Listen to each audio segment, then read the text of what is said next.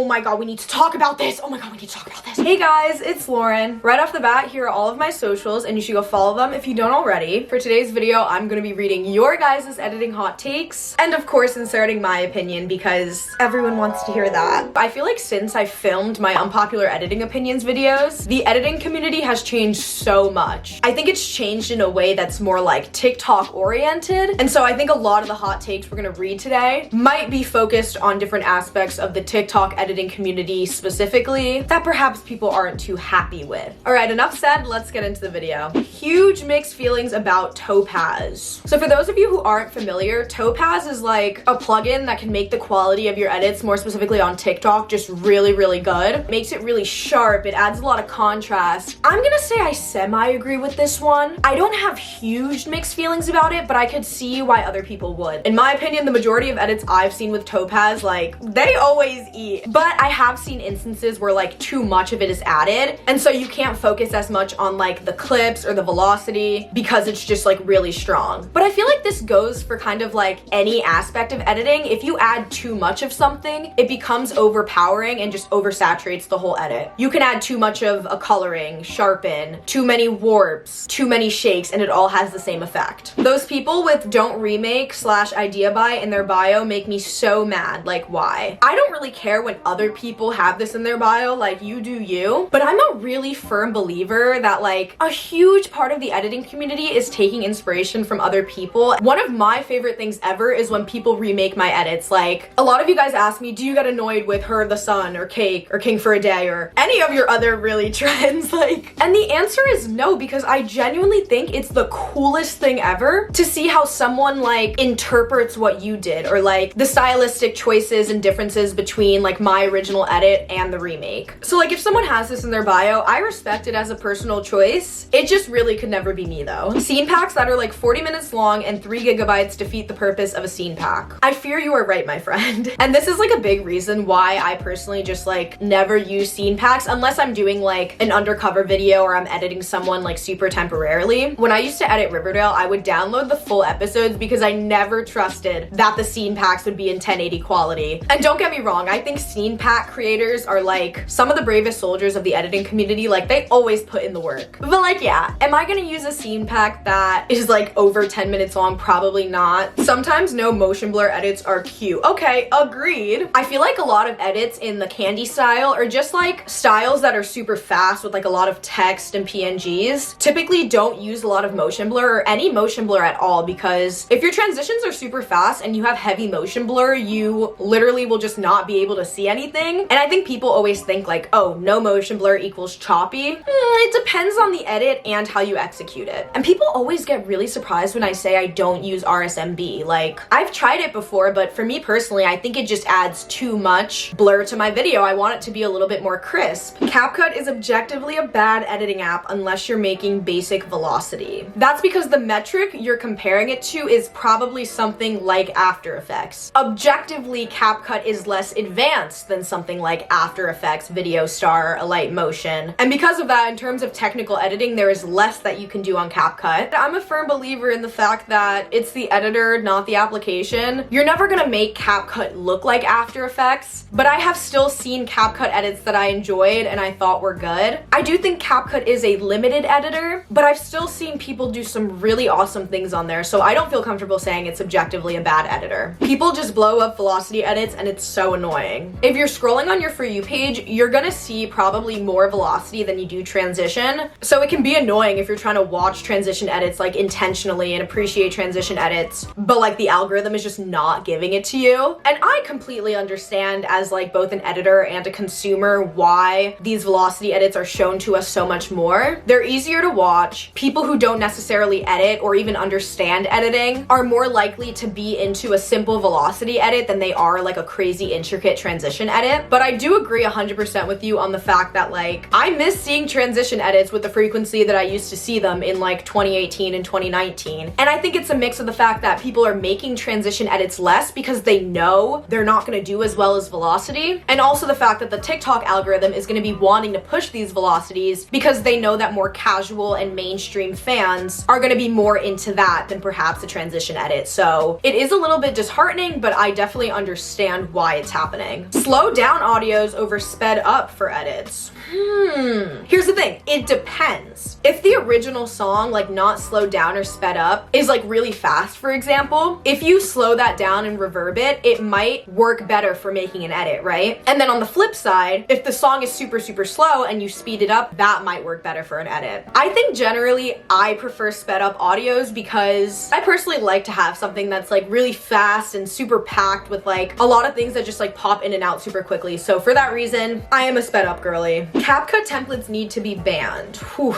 okay. You guys know I definitely have opinions about this. But I don't think people realize that a lot of the time CapCut templates are kind of like an opening for people to start editing on their own. What I mean is like someone might download CapCut, use one of their editing templates, post that as an edit and realize, oh my god, this is really cool. I want to try making an edit of my own. And then that's kind of like a gateway into them keyframing their own stuff and perhaps making their own templates. So the way that templates might exist to make editing seem a little bit less intimidating to people who want to start, I think that's honestly a beneficial thing. Loops are only okay to repeat once. 5 times is too much. I agree. I'm sorry. Just cut the audio. What are you? It's very much catfishy. It's very much like I want people to think I made a 30-second edit when I made a 5-second one. And it's like, it's okay if you made a 5-second edit. If it's a really good 5-second edit, good job, you ate with that. But like, why loop it 75 times? And then they'll try to make the loop different and like maybe flip it and add some black and white. Like, I'm still watching the same thing though. I don't know. When transition editors don't give credits for transitions they didn't come up with, if I speak. I'll just say this. A lot of editors just hate giving credit where it's due, right? Because they think it makes them seem like less of an editor. Like if this idea didn't come straight out of my mind, I'm stupid and useless. That's not the case. If you do an incredible transition and someone sees that like you got the idea from someone else, that does not take away from the fact that you did the transition, you executed it, you did the keyframes, you did the graphs. And like I get pressed about this because this has happened to me from the beginning of my editing career. Like obviously it happens to me a lot now and like I can't get mad at this point because it's like I can't expect every single person to credit me, but there were times when I was a smaller editing account and people were just ripping off my ideas as if like I wouldn't see they could just get away with it. Like edits without a color scheme always look messy to me. Personally don't agree. Maybe that's just because not all my edits have color schemes and I'm feeling kind of hurt.